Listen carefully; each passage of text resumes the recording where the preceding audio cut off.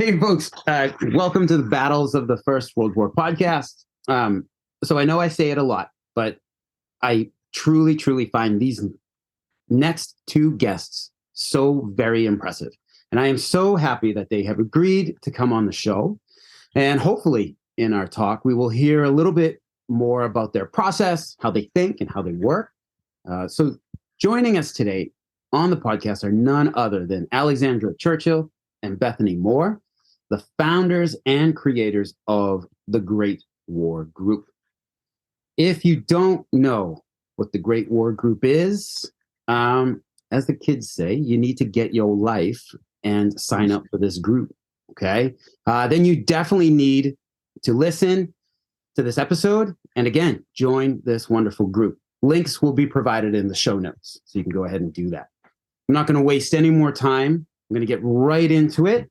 So Alex and Beth, welcome to the podcast. It is great to have you join us today. I'm just laughing at Beth laughing because if anyone has ever met Beth, they know that if you give Beth an opportunity to talk about herself for like an hour, she's not going to turn it down. Absolutely not. I love She's it. going to put lipstick on and rock up looking awesome and just be like, it's all about me. That's exactly what she's done. Well, I love this episode is literally all about you two. So so this is awesome that you guys are here. This is I'm a member of the Great War Group, a not particularly good one because I pay on time, but I don't show up to anything. I always have the best of intentions, which guarantees me a slow roll into hell, I guess. But can't be Bart Parish. Nice. He's going to listen to this too. So, all right, guys. So to kick it off, so that we can go ahead and start this talk about ourselves, would you guys give us a short bio of yourselves and also like what began your interest in the Great War? I'll let you two fight it out, whoever goes first. I got involved, I suppose, in the First World War. I started on the wrong war, the shiny war, aka the Second World War. That's where I started. World War II is the gateway drug into history. It is, yeah. You've got to start off with something that you can, eat digestible and easily managed chunks. So I started on that when I was in my teenage years because I basically was bored of books, of all the books that I'd read at school. And my dad gave me the book of Band of Brothers to read. And I read the book, loved it, watched the TV show, loved it. And then when I came on to do my GCSE examinations in year 10 and 11, so 14, 15, 16, there was an opportunity to go on a battlefield tour for the First World War battlefields because that's what we were studying. And because, as we all know, I am a nerd, I am a girly swat, I started reading up on the First World War before we went on this trip. And everyone knows who's a teacher, works in any form of education. There's always one kid, there's always one person who follows you around like a little lost puppy, hand up, me, I know the answer, please, I have a question, please, please, please. That was me on that battlefield tour. And I kind of just rolled from there into going to university, and I did history and war studies at Wolverhampton, masters as well. Like there's it's just completely rolled into it and have found myself firmly entrenched in the subject and doing it now as a job. Obviously, we run the Great War Group, but also get to be a battlefield tour guide, taking mostly school groups, but I work with army groups as well, taking them to those same battlefields that inspired me when I was 15 years old. So I think I've come full circle, I think, in that sort of educational aspect of the First World War. Yeah. That's super cool. Super cool. Alex, you? Completely the opposite. Renowned for never, ever, ever handing in a piece of homework at school because I just didn't want to. I was the school pariah. Hated it. Absolutely hated it. And the one time I did hand my homework in was when they made us do the diary of a First World War soldier. And I actually legitimately sat there tea staining bits of paper and making photocopies of pictures look old and stuff and slipping those in it. And that's the only thing I have from school is I still have that project, with a commendation letter from the headmistress. So yeah, I never went in via the shiny war that we do not name. But I am a massive trader who does work on that as well, because it's where the money is, and my cat's got to eat. But no, my granddad was a medal dealer, and I used to get to play with everything and mess around with his stock, and I guess that's where it came from. Oh, that's super cool. Super cool. Now, do you guys have any relatives who or ancestors at this point who were in the Great War? I don't. No. Oh, No. really? No, not really. Like, I've got someone who basically his mum married into my family just before the First World War, and he's on the Menin Gate. But then that's on my maternal side, but on my paternal side, my great uncle tried to sign up, and they sent him back to his job because he was a gunsmith. So they were like, you can go back to the factory.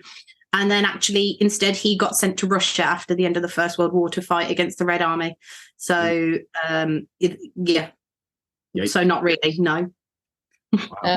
I do have a great uncle. So my family was slightly awkwardly aged. They were all born sort of late in the 1890s, that generation on that side.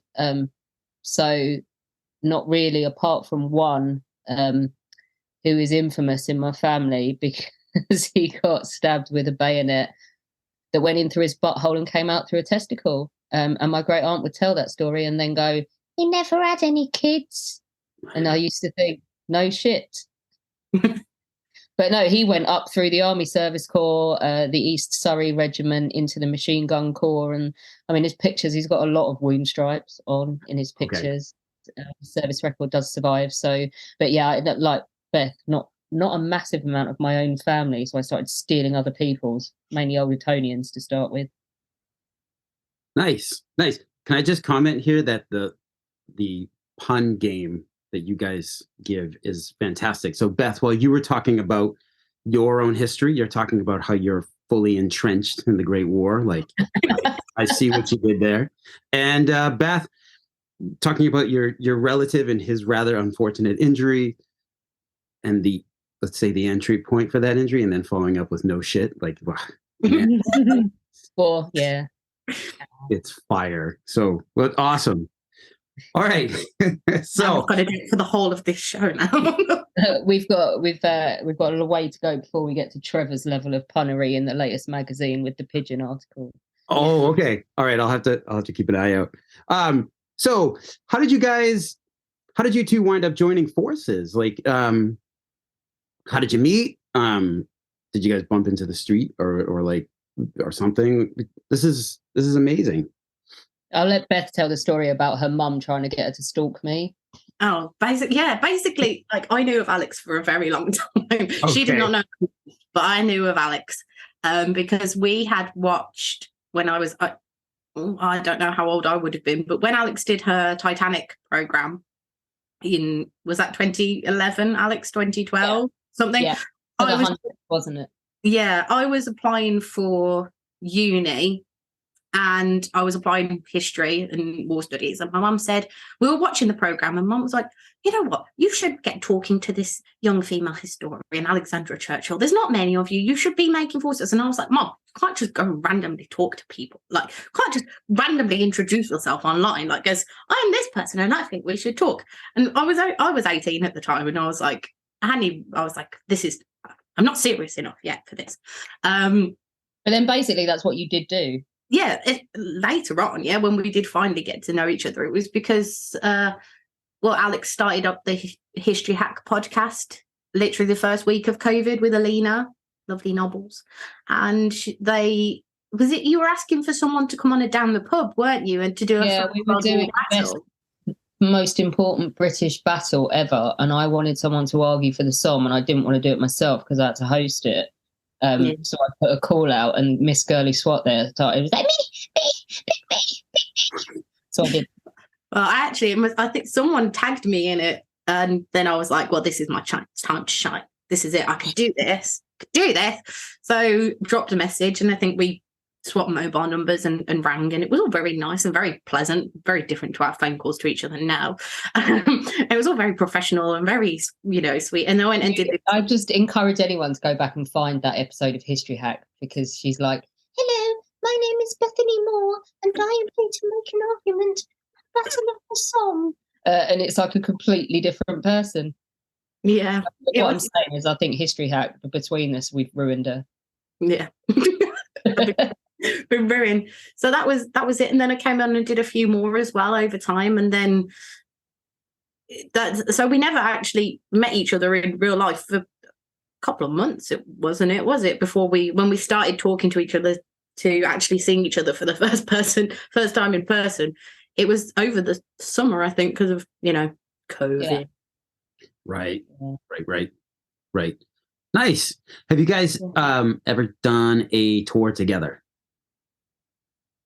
Like a battlefield tour, like over in France or something like that? I mean, we took the Belgium trip out, and we're taking the Mons trip out with the Great War Group. And we've done sort of tours for Visit Flanders and Visit Wallonia, haven't we? Yeah. Cool. But yeah. Cool. And obviously, you guys work well together. And we started a business, so I would hope we do. No, yeah, that was battlefield tours. So yeah. I guess that was a bit of a stupid question on my part. I didn't mean it that way. Yeah. Nor was I I'm not trying to like pull any dirt out here. Like, here's where Beth is like, turns out I actually hate Alex, so. Yeah. No. We've already decided that even if we do end up hating each other, we both know where all the bodies are buried. So we are going to have to fake it and pretend we don't till we die now anyway. Well, that's just it. Yeah, I gotcha. I'm with each other forever. Nice. I love the way that was done. I'm going to try and make that the screenshot for this for the YouTube. Because we all know I'm really changeable with best friends as well. So so changeable. Yeah, she's got to keep it fresh, otherwise I'll turn her in for a new one.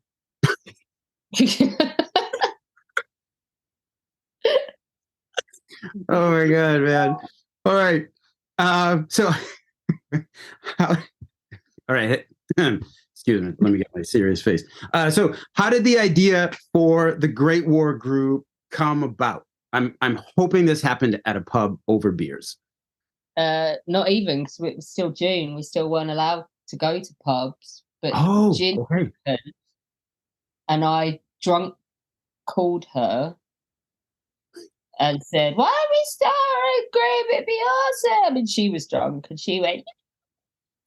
And then we started waffling on Twitter. And then we woke up with hangovers the next morning, but 1,000 followers, and thought, "Oh shit, now we've actually got to do this." That's literally how the Great War Group happened. Yeah, literally. That's the best. I mean, it's for anyone who knows us, it's not uncommon behavior for us to do things like that.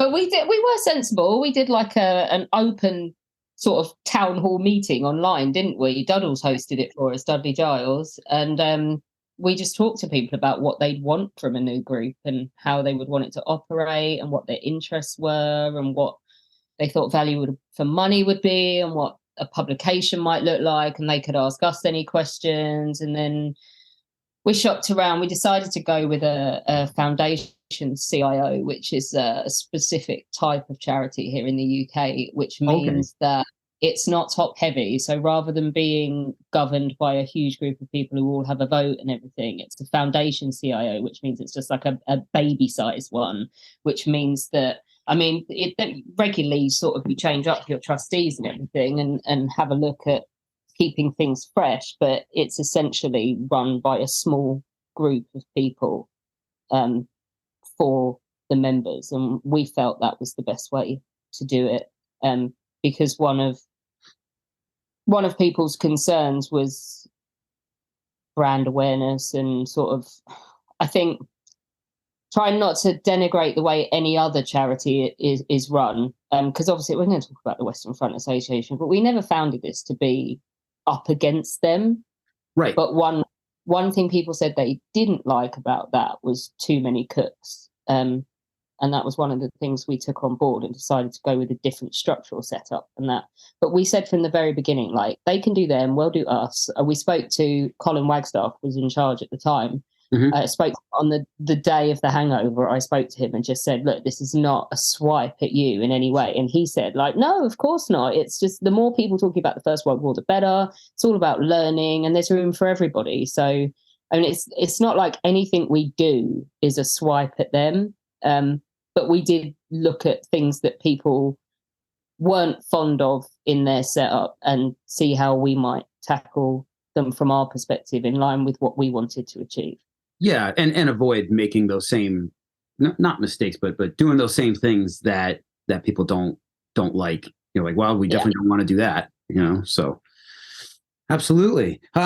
So as a charity, does you're a charity group, legally speaking, right? So, and this shows it.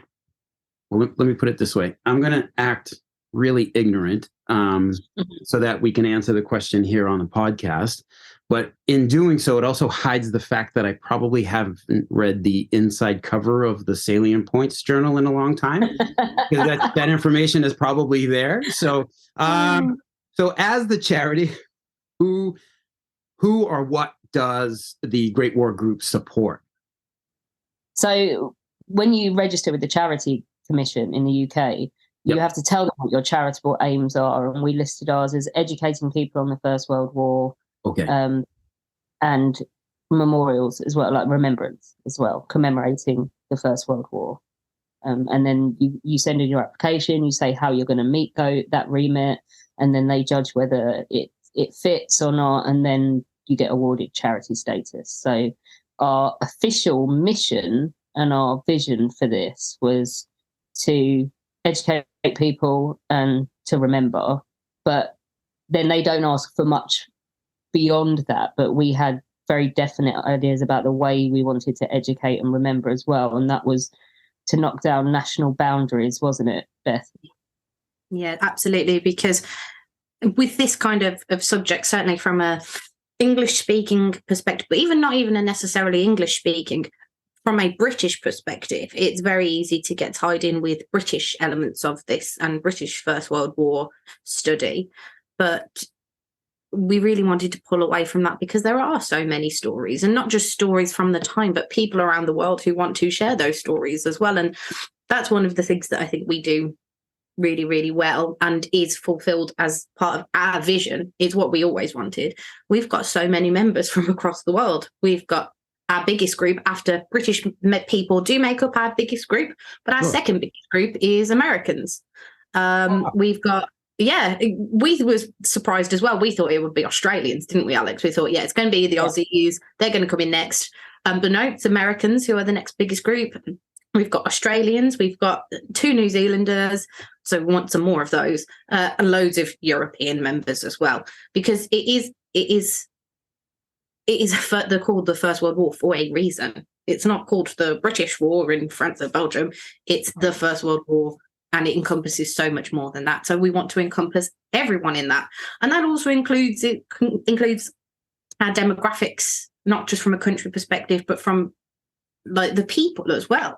You know, obviously Alex and I are a very good example of this. We have set this up, and we are 2 young women in a world, a field that is dominated by men of a certain age, and you can't get away from that, and we don't want to get away from that. We love our old men, but we love them a bit. I didn't say that. Oh God, I love them all. I love them, but you know, we want women to feel like that they can write about what they want to. We want young people as well who maybe haven't really got into, then they haven't, you know, they're at school still. We've got loads of kids as well who are part of family memberships as well.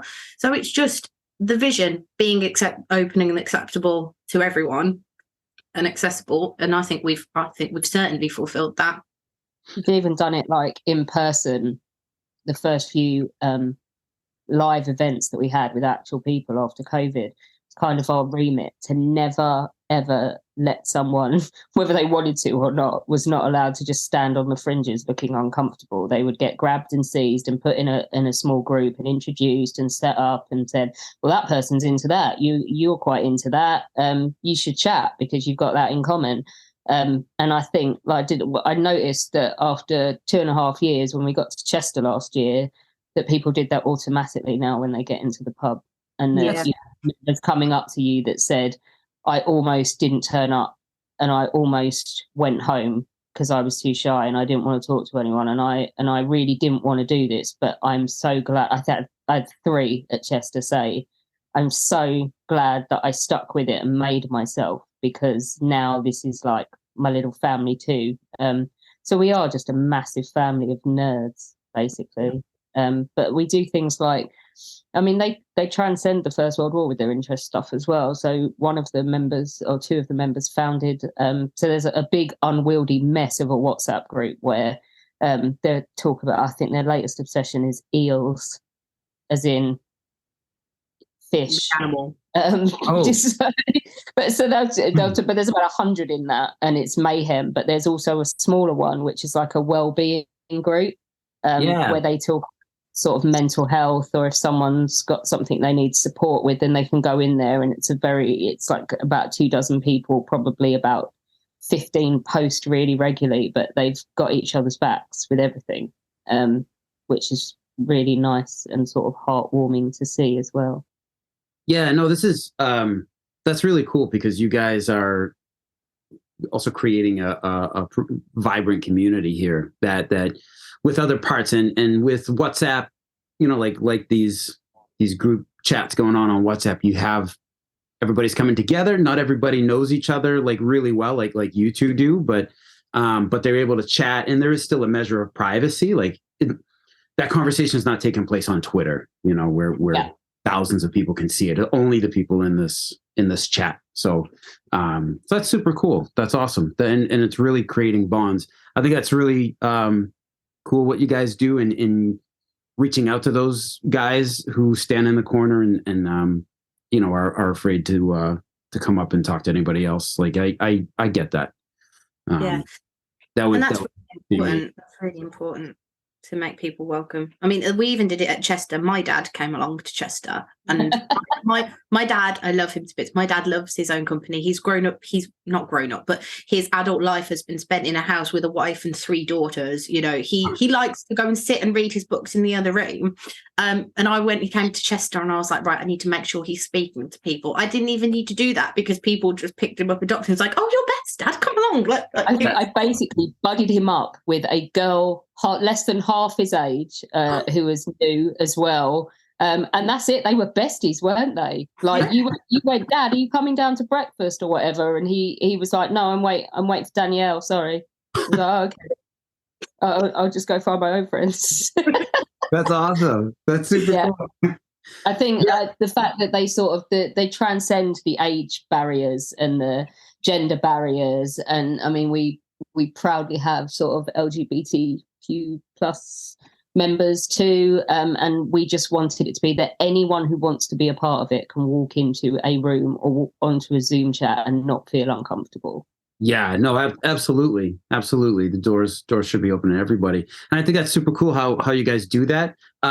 Also the fact that you guys are, committed to this, I say this like a small d democratic way of everybody contributing to the group, whether writing articles or taking part in these talks and joining the group. There's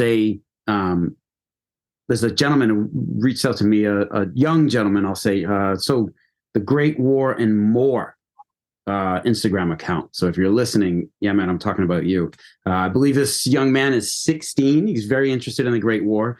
And he asked me, what should I read about the Americans and in World War I and to learn more about the war in general. And I said, if you can, something you need to do is you need to join the Western Front Association. You need to join the Great War Group as well. And he came back and was like, I'm already a member of both. I was like, wow, man, like that's fantastic. So That's super cool. think You know, like personal development is something we have always really, really wanted to do with people as well. Like, it's not a job, so we don't force people to do it. But Sure. I mean, like, there's just to hold up a couple of members. Like, if you look at how much, I don't know, Warren has come on, Warren, who would sit quietly in every Zoom chat, just absorbing everything, and is now writing features for the magazine, and editing the magazine as well. Or Ali, who has come on several courses and everything, and has just given her first lecture, which I've put on YouTube if anyone wants to see it. Because we need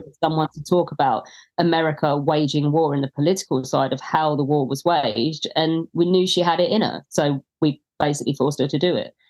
So if people are willing and people want sort of personal development, like we've always said, anyone who wants to see their name in print in the magazine will find a way to do it with you, whether it's a 200-word obituary of someone who lived near you, or whether you've got an idea for a whole feature.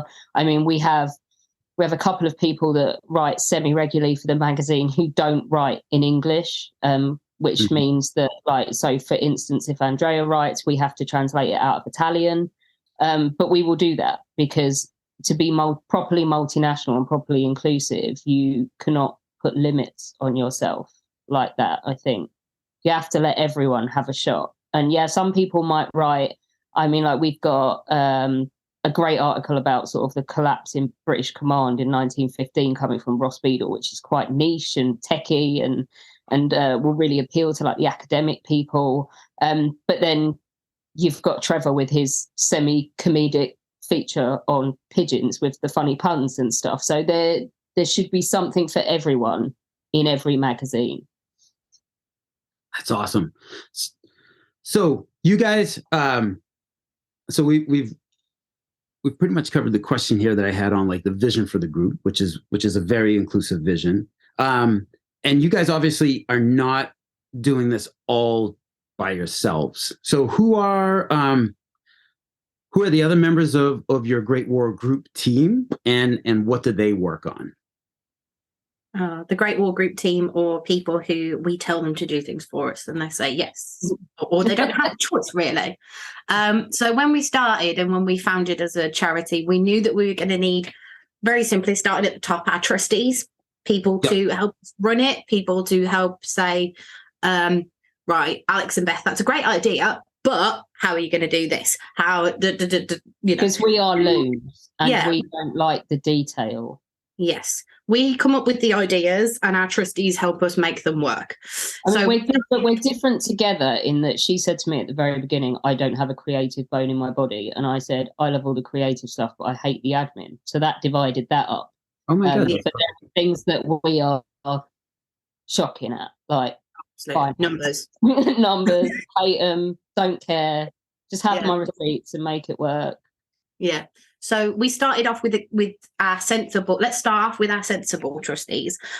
Giles, we love Giles. Giles is just fantastic. He's American and he's very business minded, and he always, whenever we come up with an idea, he is the person, along with our other sensible trustee, Jim. They're the ones who go, fantastic, great idea, but will it actually work? And what do you need to make it work? And we go, oh, we don't know about that. We just had the idea. The details. This sounds good. Details. So we have those, and we do call Jim Uncle Jim, because he does things for us when we don't want to do them. We'll go, oh, Jim, please do this for us. He's brilliant as well. Like, so Giles is business minded, but Jim was the deputy head teacher. So in terms of kids and education, it was important to have a trustee with that as a strength. So every trustee that was brought on had a strength. Pete's is finance, so he is probably, you won't mind me saying, the most amateur in terms of research and stuff, but even he's got a development plan for building his way up to a big feature about beer and the First World War. So but he came in very much sort of as the finance brain. And then we looked around and went, we need another young person. Yep. Yeah, and that's when we approached Big Andy Locking. Okay. And we were like, I knew of him. I worked with him at Anglia for a few years at that point already. Alex sort of knew of him as well through mutuals and new people. I got drunk with him once. Yeah, standard And he's been on behaviour. History Hack as well. So Yeah, Wow. history hack. And of course, he's doing his PhD, which he's not far off completing now, hopefully. And he brings a very sort of academic level to what we're doing as well. And the knowledge he has is just phenomenal. and then just recently we've added Nikolai as well. Yeah, Nikolai. Okay. It was so deserved. I mean, because I think you talk about trustees and then you talk about the team, and he belongs in the trustee group for the amount of time and energy and effort that he puts in for no gain for himself. He's absolutely worthy of being a trustee and keeps us on our toes because he won't shut up about the Eastern Front. So there is no chance with Nikolai in a group of trustees. We thought it was important to have an EU trustee as well, but with him, there is no chance that we will sidle off and end up only talking about Brits on the Western Front because he will whine. Yeah. So they all have their strengths that help us run it. But as Alex just said quite rightly, they're the trustees, but there's more people in the team, isn't there, Alex? Yeah, I mean, so the magazine's just had a bit of a shake up. Nick moved on because he's got so much going on with Inside History, his own magazine and stuff. So we've retained his design, tweaked it. I've tweaked it. We've got new editorial in Warren and Trev, who, like, in terms of their personal development, has been brilliant because they love a rabbit hole. They've got an outlet now for writing and being creative, and they've also got like an outlet for seeing their name in print as editors as well. Giles is awesome as a pedant when it comes to proofing things, so he's on the editorial team as well because he will ring me up to complain about a comma, which someone needs to because I don't care enough. So it's good that he does that. That's not me being negative about him. So yeah, there's the magazine team, but then sort of on the admin side, Beth, as well, we've got new volunteers, haven't we? We have, yes. So our most recent course, part of when we started the Great War Group, obviously everything was online. We weren't doing anything. We were at home all the time, so we could do everything. But now, as the group is growing and developing and becoming something that, hopefully will grow in the future, we have needed help. So most recently, we've got lovely Henry, has hosted our most recent course for us, and he's been the host. And oh my gosh, Henry has got the most amazing hosting skills on Zoom. He's such a presenter. He's so suave, isn't he? He's so good. He's got that relaxed daytime television stance in his computer chair as well that makes everyone feel at ease. Yeah, he's got it absolutely spot on. And then Judith as well, lovely Judith. She's helping with sort of an admin role with our Mons trip that's coming up in May, where we're taking already about 50 members to Mons to do some of the history, the early British stuff in 1914. Nice. She's been helping with that, just keeping on top of answering people's emails, filling in some spreadsheets. This is a classic example of me just wanting to organise what we're going to eat and drink and where we're going to party in Mons in the evenings, and someone having to actually do the admin, which is brilliant in terms of that. There's so many willing people who want to get involved, and there's so many ways we could go development-wise that it's great because they all have strengths as well. So can shape what's going to come, basically. That's awesome. Super cool. Yeah. So Alex, you've got to tell me where you do party at Mons, because I'm actually driving by there later this summer, and I plan on stopping by at the Nemi Bridge, and it depends on the time of day. I might stop for some refreshment as well. So the Copenhagen bar. Michelle bar. Never forgive me if I didn't recommend that. Let me write that down real quick. You can have beer and cubes of cheese with celery salt. Yeah, they're going to offer you a platter of cheese squares, and they're going to give you celery salt, and you put the salt on the cheese and eat it, and it's amazing. Done. Done all over Mons. Cheese, salt, beer. Those are like my favorite things. So here we go. Awesome. Thank you. All right. So the Great War Group, we're talking about the creation, the vision, the team. Okay. So what does membership in the Great War Group bring? So physically, 4 magazines a year, all over 100 pages around a central theme. And in any given magazine, so the Generals one was a bumper edition because it was number 10. So there's 130 pages, and probably about 40 to 50 pages of that were about generals, and the rest we have general content. We have so that one had Warren's feature on HMS Tara, and it had a feature on pigeons, and it had a feature on the Balkan Wars as well, because nobody understands those apart from Simon. So he wrote a brilliant article sort of outlining it.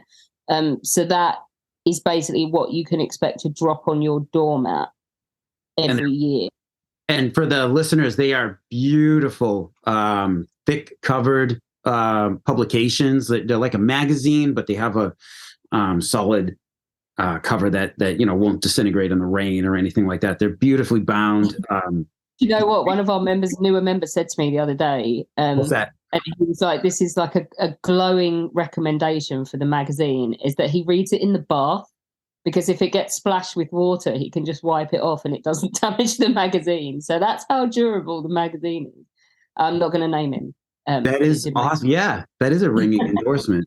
Yeah, it's beautifully made. Like, as you can see in the background, like I like books a lot. And so like stuff like that, it all gets saved. So it's, beautiful publication. Great articles in there as well that cover a wide range of events in the World War. Like, as you just heard, where the latest Generals issue has talking about the Balkan Wars, which everybody should know a little bit about because they happened just before the beginning of World War One.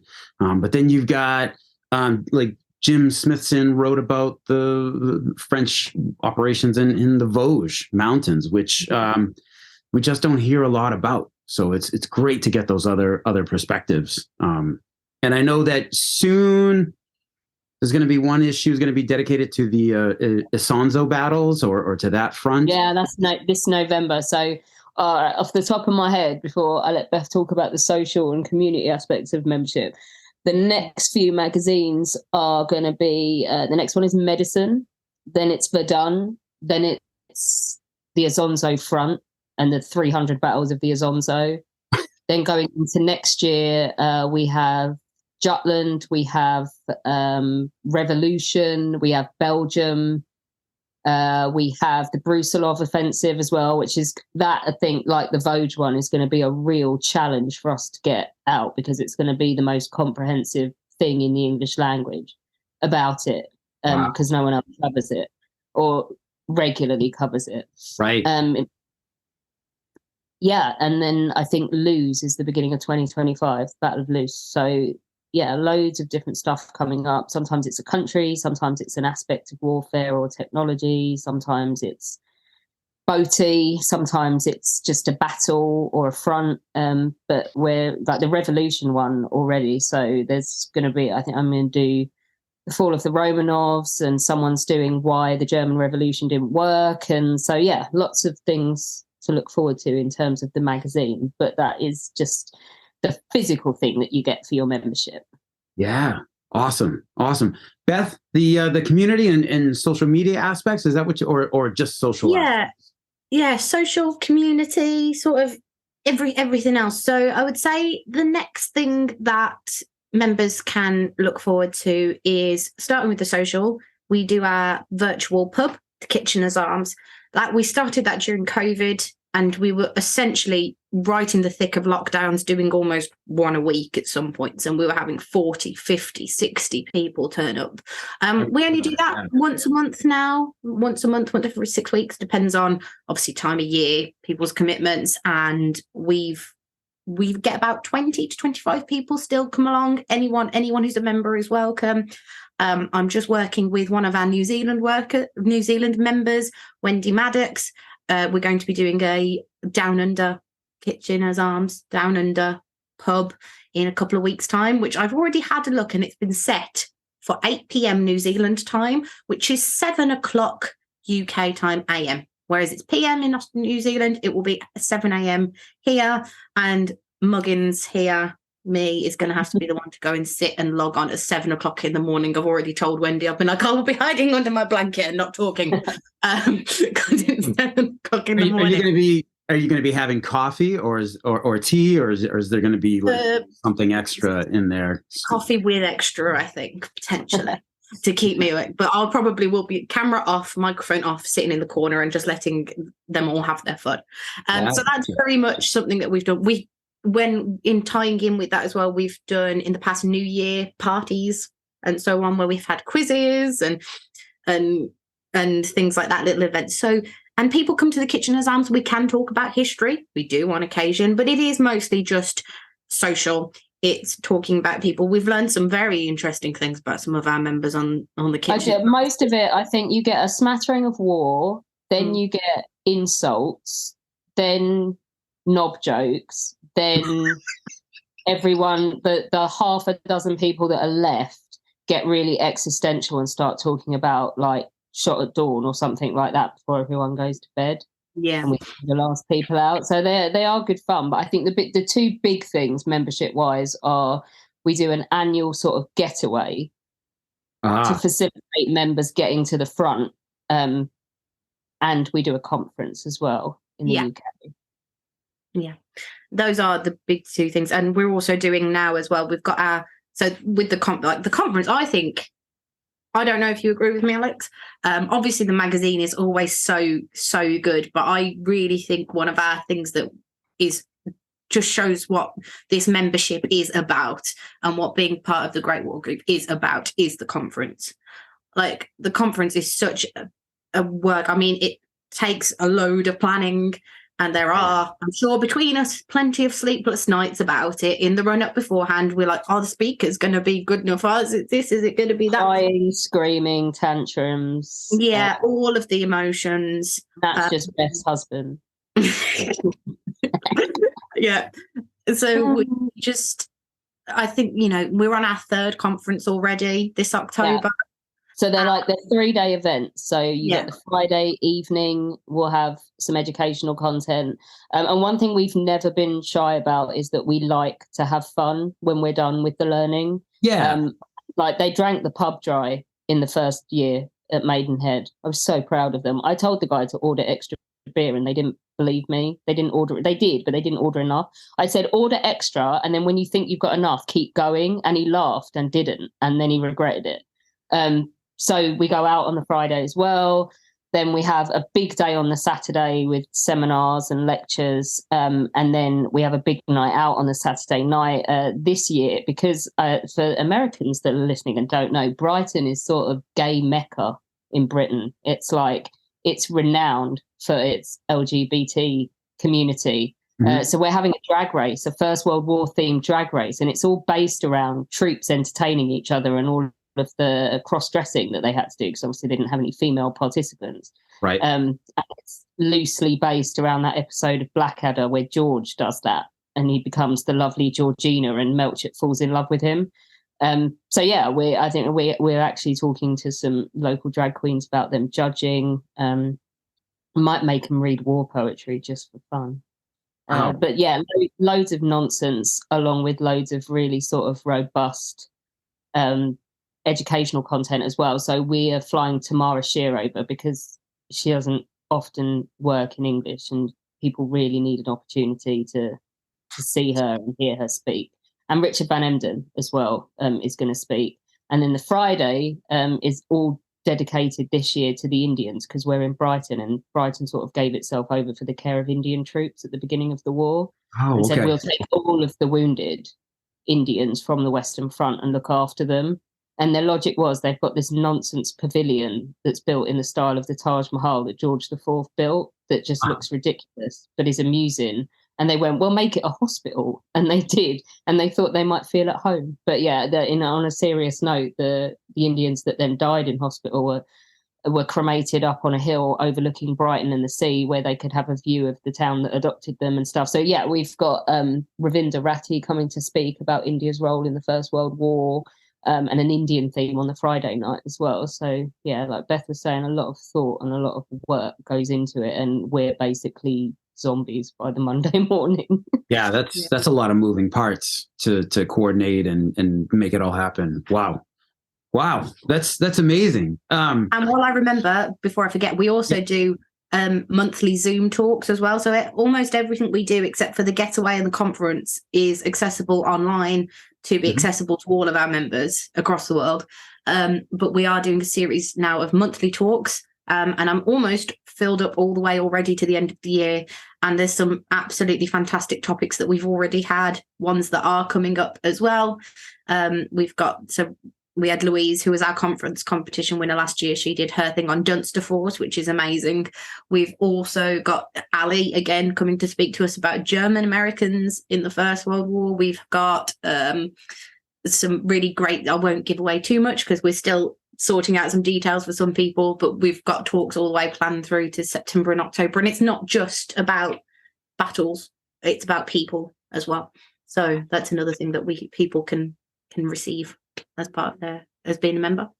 Beth, are these these monthly Zoom talks, are these the courses that you've also offered, or is it different?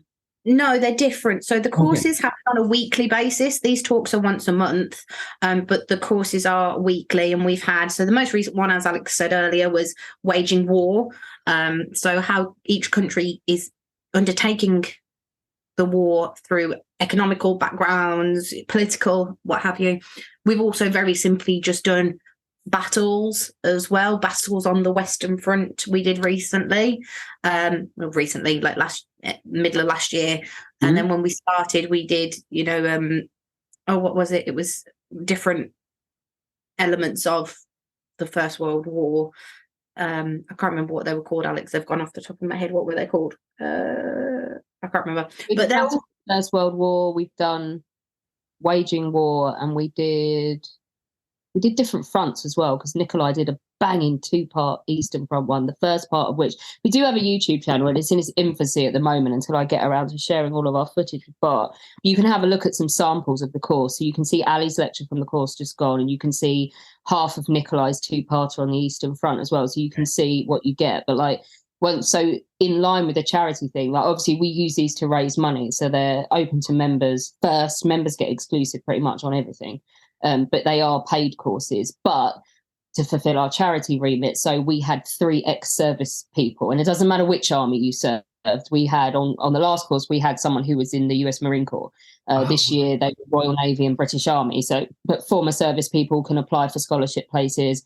We had a lovely kid from he was young, but he had single parent family, and his mum could not have afforded to put him on £100 course. So, and actually, do you know what? Someone then went and bought him a membership. That's what I love about this group as well. And then when someone heard that they'd done that, 20 more people offered to pay a second time their annual subscription so that somebody could have a membership. So there's constant scholarship places available and hardship places available. Like we have, I don't know if you know, at the moment in Britain, we have the most expensive energy on the face of the planet, and people are just absolutely broke. And we had a few people cancel and say I didn't want to, and we've just said, you know what, we'll just leave your membership running for another year and we'll see where you're at the end of it, because we don't need to make a profit. We're not here to make a profit and have a shit ton of money in the bank.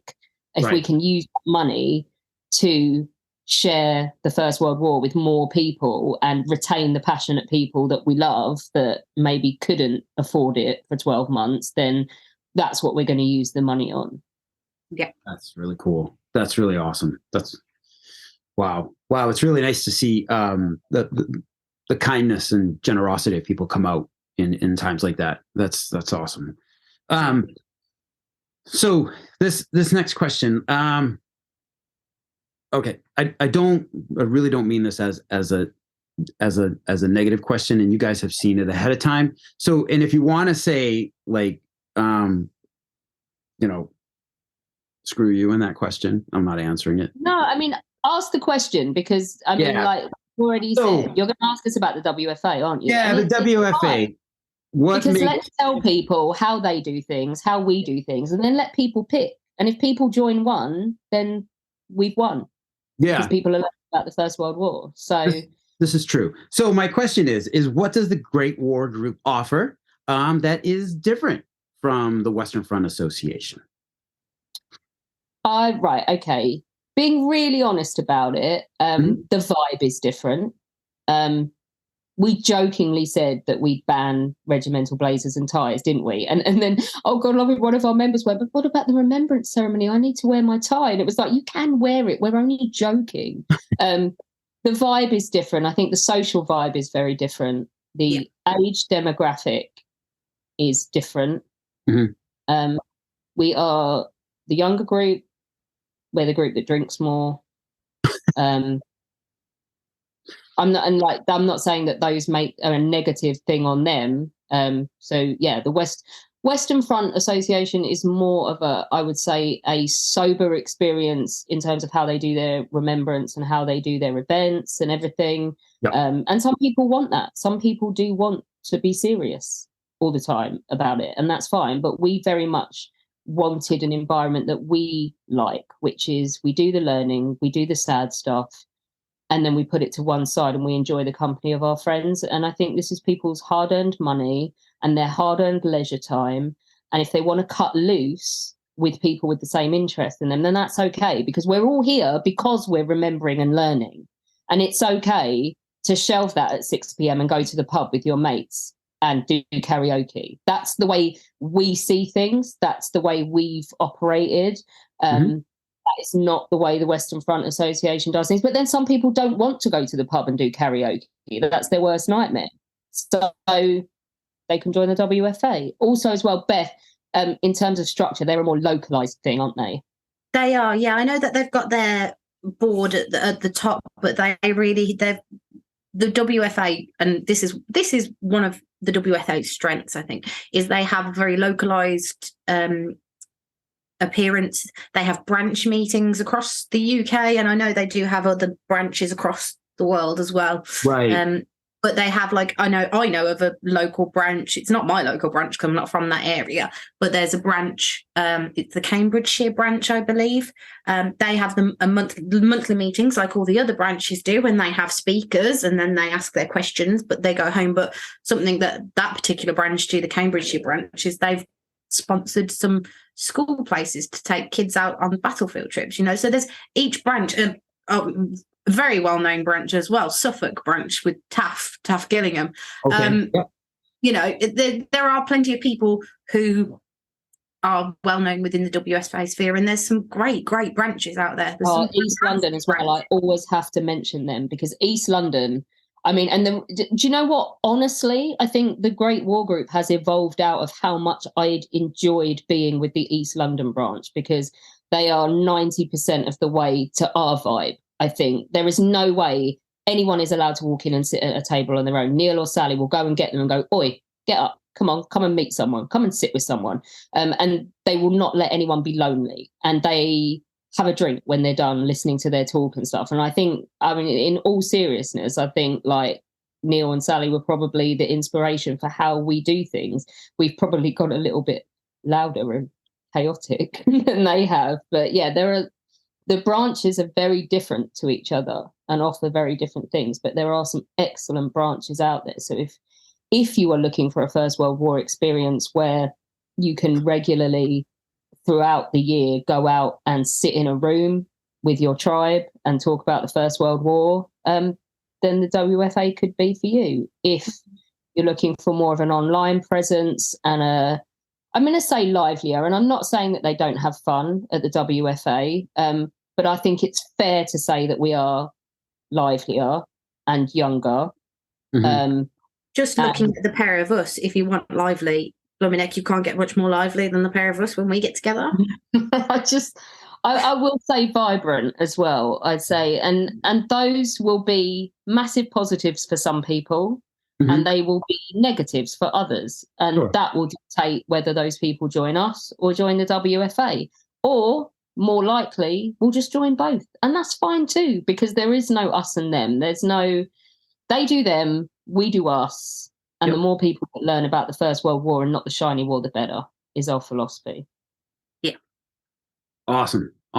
Exactly. What other ventures are associated with the Great War Group? I see something that keeps coming up. I think it's on my Twitter feed. Istoria, is that me? No. Is that correct? Am I seeing that? your travel agency, your tour group, is what I'm trying to get at.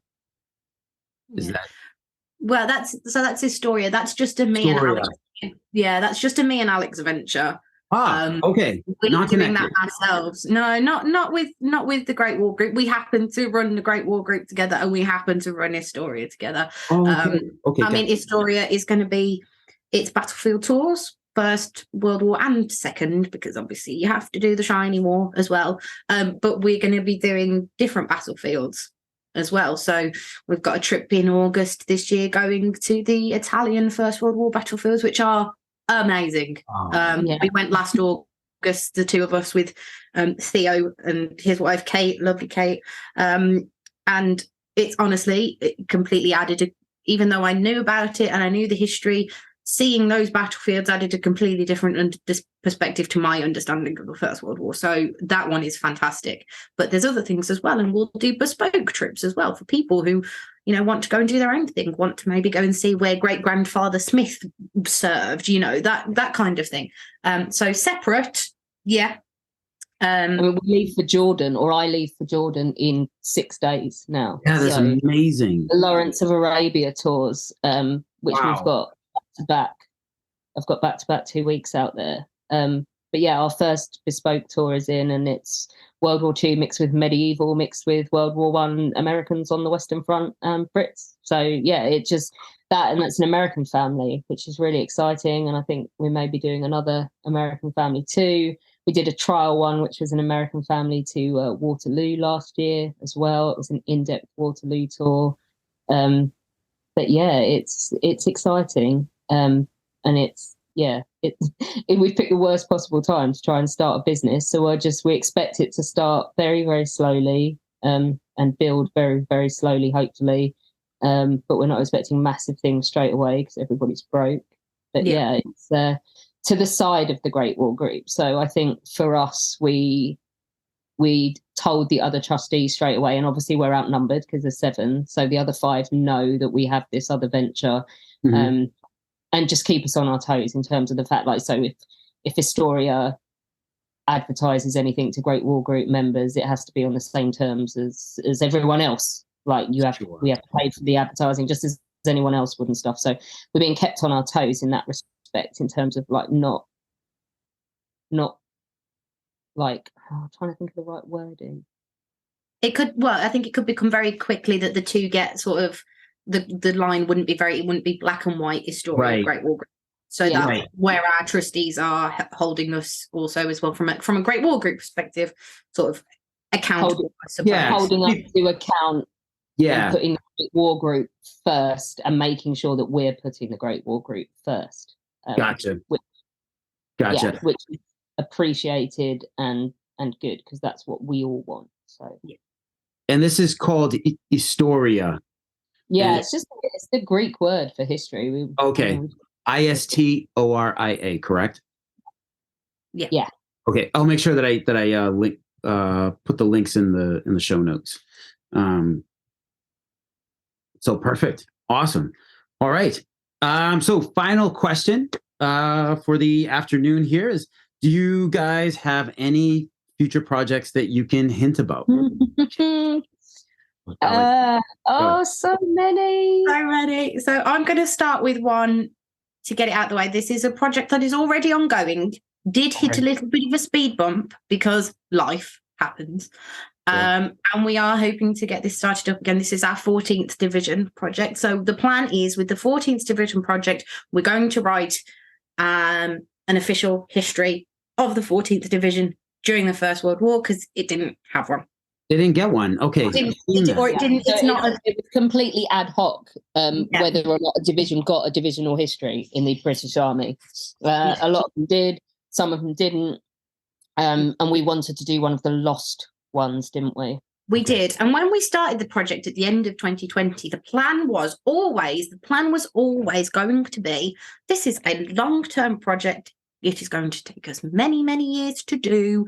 Mm-hmm. The first thing is, we're multiple, big, huge, massive task. We need people to transcribe the diaries. Now, we projected 3 years, didn't we? And something mad. And we thought anyone who's read a First World War war diary knows that you will get one of a multitude of things. They'll either be typed, which is glorious because it's beautiful and you can read it.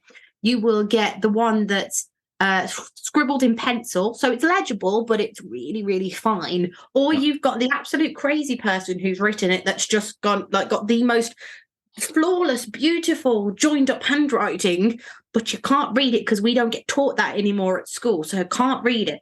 So, I mean, absolute machine. He needs a mention here. Roger Hildreth, my word, the amount of war diaries he has transcribed for this project is amazing. And Roger, our lunatic membership have almost completed them in about 9 months. We projected 3 years. We were like, it's fine, Lockie will be long done with his PhD, he can oversee it, there'll be loads of stuff all ready for them to do. And then the maniacs did it in like 9-10 months. Yeah. And there's still stuff to transcribe once we've finally finished filtering it all through. But it is basically done. And as we said, Lockie is going to pick that up once he's finished his PhD. Well, he does know that he's picking this up. He knows. Yeah, he does.